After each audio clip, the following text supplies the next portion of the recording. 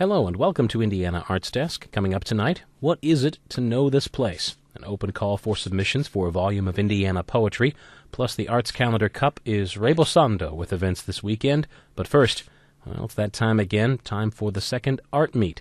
This one coming up tomorrow evening from 6 to 8 p.m. at Anderson's Fine Arts Center.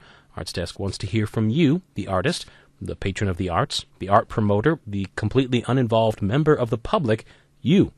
What art coverage serves the public interest the best? What stories are out there that ArtsDesk has been missing? What stories have been told often enough?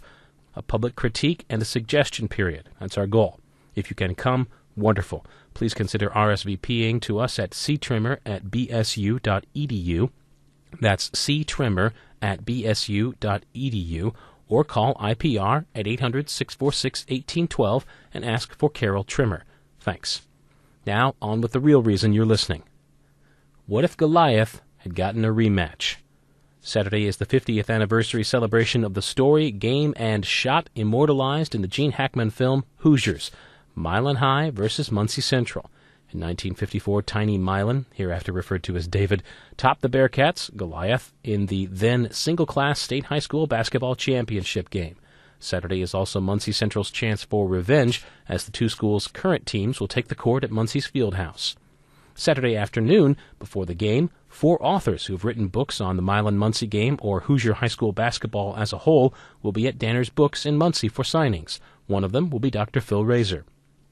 Phil Raisor was on that Bearcat team in 1954, and he's written a book called Outside Shooter that tells the story, but it only begins with the 54 championship game. There are basketball fans or sports fans, and there are those who care only about the game as a game. But what happened as I started reflecting on this, the game became a microcosm for me. And just as you say, I began to examine the relationships within the microcosm and then compare them outside the game to the larger community and philosophical community. Raisor was the starting guard for the Bearcats that season, but the outside shooter from much of the fabled game was an outsider looking in on the game, having been benched late in the second quarter and not playing again after that.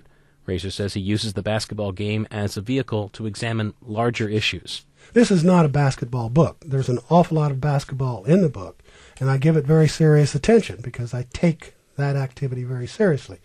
But it was the same kind of thing that Hemingway did in The Sun Also Rises when he used bullfighting. It's the same kind of thing that was used in the movie The Turning Point with ballet. While that championship game has become a touchstone for the two communities and Indiana as a whole, at the time and for years afterward, Raisor says he wasn't particularly cognizant of the game's weight.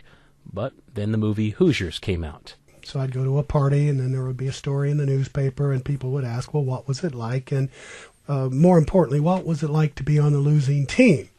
So after a long time of answering those kind of party-like questions, I decided that I would write my one-chapter, one-essay version of the game.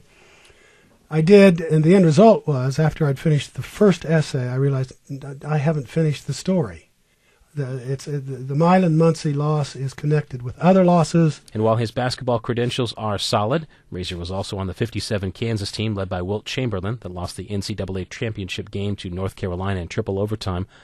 Raisor's literary credentials are just as clear, having taught literature at Old Dominion since 1969. Well, this is it starts out as a basketball story, and I would like basketball people to read it. I mean, it's not like I'm trying to alienate them. So I wanted to keep a strong surface narrative here so that everybody could know where they are in this whole thing. But underneath, I was using all sorts of modernistic techniques. And I'm aware that people aren't going to find the leitmotif. They're not going to see the multiple perspectives. They're not going to see the symbolic patterns.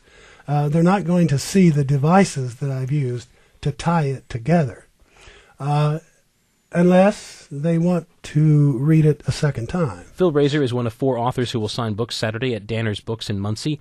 The others are Greg Guffey with The Greatest Basketball Story Ever Told, also about Milan versus Muncie. Max Knight, who wrote Somebody Stole the Pee Out of My Whistle, an account of being a high school round ball referee. And Bill May's Tourney Time, a history of Indiana high school basketball in the 20th century. The signings will be from 2 to 4 p.m. at Danner's on Saturday. Call 288-1122 for more information.